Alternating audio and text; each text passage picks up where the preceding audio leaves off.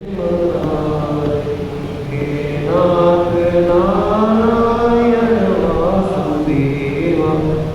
कृष्णा। वसुदेव सुतं देवं कंस चाणूरमर्दनं देवकी परमानंदं कृष्णं वंदे जगद्गुरु। आप सभी वैष्णव जनों के चरणों में दंडवत प्रणाम। हरे कृष्णा।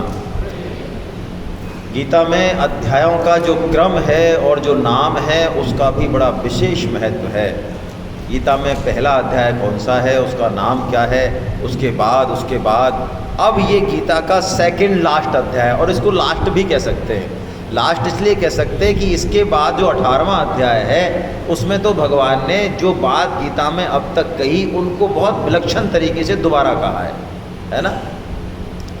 ये अंतिम अध्याय का नाम श्रद्धा त्रय विभाग, यानी श्रद्धा की बात भगवान अब कर रहे हैं।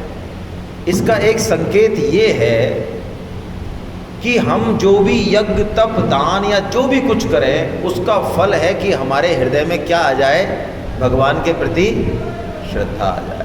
यदि हमने शास्त्र नहीं पढ़े, हमें गीता नहीं पढ़ी या कुछ भी नहीं पढ़ा, लेकिन हमारे हृदय में श्रद्धा है, तो भगवान यहाँ कहेंगे कि वास्तव में जिसकी जैसी श्रद्धा है वो व्यक्ति वैसा ही है, वही है, उसकी वही गति होगी, वही उसका सारा सिस्टम होगा।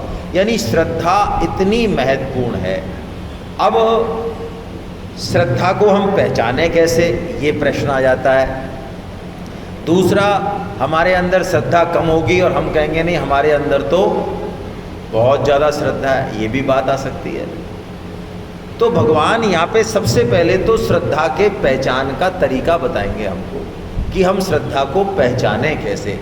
3 तरह की श्रद्धा बता रहे हैं भगवान। कौन कौन सी? गुणों के आधार पे, सात्विकी, राजसी और तामसी श्रद्धा। अब इस श्रद्धा को पहचानने के लिए भगवान 3 तरह के यज्ञ बताएंगे, सात्विक यज्ञ, राजस यज्ञ और तामस यज्ञ। 3 तरह की तप बताएंगे, तप, और 3 तरह के दान बताएंगे। इन तीनों को देख के पता लग सकता है कि हमारी श्रद्धा कौन सी है। लेकिन कोई यज्ञ तप और दान ना करे तो भगवान कह रहे हैं वो भजन पूजा तो करता होगा कोई, तो वो कौन से देवता को पूजता है, कौन से भगवान को मानता है कि नहीं मानता है, और उसकी जो पूजन की विधि है, तरीका है, वो कैसा है, उससे भी पता लग जाएगा। अब कोई हमारे जैसा हो वो कहते कि हम तो भजन पूजन भी नहीं करते, बोलो, तो भगवान फिर अब अंतिम हथियार बता रहे हैं जहाँ से हम शुरुआत करेंगे इस अध्याय की। तो भगवान कहते हैं तो भाई साहब आप खाना तो खाते हो कि हाँ, वो हम 4 बार खाते हैं। एक बार नाश्ता करते हैं, फिर लंच लेते हैं, फिर अभी अभी हमारा हो ही गया है, एक हम शाम को भी छोड़ने वाले नहीं हैं। तो खाने के प्रति हमारी रुचि कैसी है, रुचि, उससे भी हमारी श्रद्धा की पहचान हो जाएगी, है ना। तो निकालिए आप, श्लोक नंबर 8 होना चाहिए, शायद 8 ही है क्या, राजस आहार जो बताया, राजस आहार की रुचि, कट्ट व अम्ल 8, 17.8। तो भगवान कह रहे हैं अति कड़वा, अति तीखा, अति गरम, अति नमकीन, और ज़्यादा मिर्ची, और खटाई, और तीखा, और जरा ओहो, ऐसे जो हम कहते हैं आने दे पकौड़े, बढ़िया बढ़िया वाला एकदम, और मिर्ची डालो इसमें, थोड़ा गरम होना चाहिए, अति दहाकारक। तो ऐसे जिनकी रुचि है खाने में, भगवान कहते हैं उनकी श्रद्धा कैसी होती है, राजसी। हम में से अधिकांश लोग राजसी श्रद्धा वाले हैं। तामसी श्रद्धा कैसे पहचाने, तो भगवान ने कहा जो बासी है ना, झूठन, खमीर उठा हुआ, शराब, मांस, अधपका, ऐसे ऐसे जिनको सुनने में ही हमको जो है वो आए, जो ऐसे खानों को खाने में अपने आप को धन्य समझे है, वो उसकी श्रद्धा कैसी हुई, तामसी हुई। और सात्विकी श्रद्धा शुद्ध खाना, अच्छा खाना, रसीला पदार्थ, मौसम का पदार्थ, फल फ्रूट्स, ड्राई फ्रूट, ताक बादाम वगैरह, दूध दही खांड ये वाले हैं। ऐसी चीज़ों में जिसकी रुचि है वो कौन सी श्रद्धा हुई? वो सात्विकी हुई। तो भैया आप बताना तो किसी को है नहीं, लेकिन अपने आप को बता लो कि अंदर क्या गड़बड़ चल रही है। तो यदि हम तामसी श्रद्धा वाले ऐसे महारथी हों दो चार कोई हैं, मांस मच्छी अंडा हैं और दारू शराब और भी जो भगवान ने बताएं कई तरह की चीज़ें, भगवान ने अमेध्य कह दिया। अमेध्य यानी भगवान अब आगे नाम भी नहीं लेना चाह रहे हैं, है ना। तो ऐसी श्रद्धा वाले और राजसी श्रद्धा वाले जो कि हम हैं ही, तो हमको कौन से श्रद्धा में जाना चाहिए? सात्विकी में जाना चाहिए। इसके लिए सबसे पहले क्या करें हम? वही बात आ गई यहाँ पे, हमारे आहार पे हम कंट्रोल करें, ठीक है। पूरे आहार पे, अन्न पे नहीं, सब चीज़ों पे कंट्रोल करें। इन इंद्रियों से जो भी जा रहा है सब पे पूरी दिनचर्या को कंट्रोल कर लें आप। जब तक हम योग की बड़ी बड़ी बातें करेंगे लेकिन आहार पे हम काम नहीं करना चाहेंगे, मतलब इंद्रिय संयम नहीं करना चाहेंगे, कोई हमारा कोई सिस्टम ही नहीं है, कब उठ रहे हैं, कब खा रहे हैं, कब सो रहे हैं, कुछ नहीं, अनकल्चर्ड, अनऑर्गेनाइज्ड। भगवान ने गीता में बहुत स्पष्ट रूप से बताया, युक्त आहार विहारस्य युक्त चेष्टस्य कर्मशु। बड़ा स्पष्ट कहा, युक्त आहार हो और युक्त ही विहार हो और युक्त ही चेष्टा हो। चेष्टा का मतलब ये बहुत इंपॉर्टेंट है भाई। चेष्टा क्या मतलब है? ये जीवन में इतना कम समय कि हम इसको कहाँ लगा रहे हैं, देखें जरा अपने आप को। पूरे 24 घंटे में हम कहाँ कहाँ अपने समय को बर्बाद कर रहे हैं। हमको इस समय को बहुत वाइजली जो है मैनेज करना है। तो भगवान कह रहे हैं इसलिए इन 3 आहारों से श्रद्धा की पहचान हो गई। और जो यक्ष और राक्षसों का पूजन करते हैं, हमको धन मिल जाए, लक्ष्मी जी का, फलानी जी का है, भागवतम में वर्णन है, आपको ये चाहिए तो यहाँ जाओ और ये चाहिए तो यहाँ जाओ और ये चाहिए तो यहाँ जाओ। तो जो चाहिए और वहाँ जा रहे हैं, तो वो कौन सी श्रद्धा वाले हैं? राजसी। जैसे हमको कोई कह दे अरे क्या प्रॉब्लम है, यहाँ ये प्रॉब्लम है, क्या कर रहे हो? गीता पढ़ रहे हैं भगवान श्री कृष्ण। अरे श्री कृष्ण के पास क्या सामान है यार? कुछ नहीं है उनके पास। वो तो योग देंगे, भक्ति देंगे, उनसे क्या होता है? वहाँ जाओ आप, तो चल दिए, वहाँ चल दिए। ये राजसी श्रद्धा है। और भूत प्रेत पितरों का जो पूजन करते हैं कई लोग, पितरों को साध लेते हैं, कच्चे कलुआ साध लेते हैं, बहुत दुर्दशा होती है उन लोगों की। छोटे मोटे काम बनाते हैं वो, बहुत दुर्दशा होती है। वो कौन सी श्रद्धा वाले? वो तामसी श्रद्धा वाले, है ना। और सात्विकी श्रद्धा वाले जो शास्त्र सम्मत है, जैसे कीर्तन, काली कीर्तन अलाउ नहीं है। कई लोग कहते हैं हम देवी का कीर्तन करते हैं, नहीं है अलाउ। हरि कीर्तन अलाउ है। भगवान श्री राम, कृष्ण और हरि, इन 3 का नाम एक ही है, ये तीनों में फर्क नहीं है। ये कीर्तन अलाउ है। यदि इनको मान के और को ऊटपटांग कीर्तन करेंगे, ये सही नहीं है। तो अपनी श्रद्धा को, अपने ईष्ट को ठीक कीजिए, है ना। सब आ गए उसमें और वो सब पूर्ति कर देंगे, चिंता मत करो। तो पूजन से पता चल गया। अब यज्ञ और तप और दान, छोटी छोटी बात इनकी कर लेते हैं बस। यज्ञ का मतलब कर्तव्य पालन। देखो, कर्तव्य पालन इसलिए किया जाए कि ये मेरी ड्यूटी है भाई। मैं माँ हूँ तो ठीक है, माँ का एक कर्तव्य मैंने कर दिया। अब डायरी में हिसाब लिख लिया, और जब हिसाब लिख रहे हैं तो इसका मतलब है कभी न कभी ज़रूरत पड़ेगी तो हाँ सुनाओगे ना, इसलिए तो लिख रहे हो ना, क्या लिख रहे हो? जब भी ज़रूरत पड़ेगी, जब उसको सुनाओगे 25 साल 30 साल बाद। तो अब आपने जो काम किया, जो कि आपको मोक्ष दिलाने वाले हो सकता था, वो छोटा सा काम सत्यानाश कर लिया आपने। हमको कोई भी कर्तव्य कर्म इसलिए नहीं करना है कि हमको बदले में कुछ चाहिए ना, कुछ भी नहीं चाहिए हमें। निष्काम भाव से जो यज्ञ करता है, अपना कर्तव्य करता है, वो कौन सी श्रद्धा वाला है? सात्विकी। और जो यज्ञ इसलिए करता है किसी की कि बदले में मुझे भी कुछ मिलेगा। इन पंडित जी को जो है जमा देते हैं, क्योंकि हमारे जो है 2-4 महीने में लड़की की शादी होगी तो कम से कम मुहूर्त निकाल लेंगे, पैसे कम लेंगे, है ना। अच्छा, ये गीता वाले जेडीए में है कि अफसर, तो चलो इनसे गीता का ही आदमी मिलके मिलने, हमारा पट्टा निकलवा देंगे। अरे भाई साहब, हम तो गीता के भगत हैं एकदम, आप कितना बढ़िया बोले उस दिन, कुछ और बोलो ना भाई साहब, ऐसे करके घुस जाओ बगल में और फिर बाद में पट्टा बता दो। तो ये कौन सा यज्ञ हो गया? ये राजसी यज्ञ हो गया। और तामस यज्ञ तो पूछो ही मत।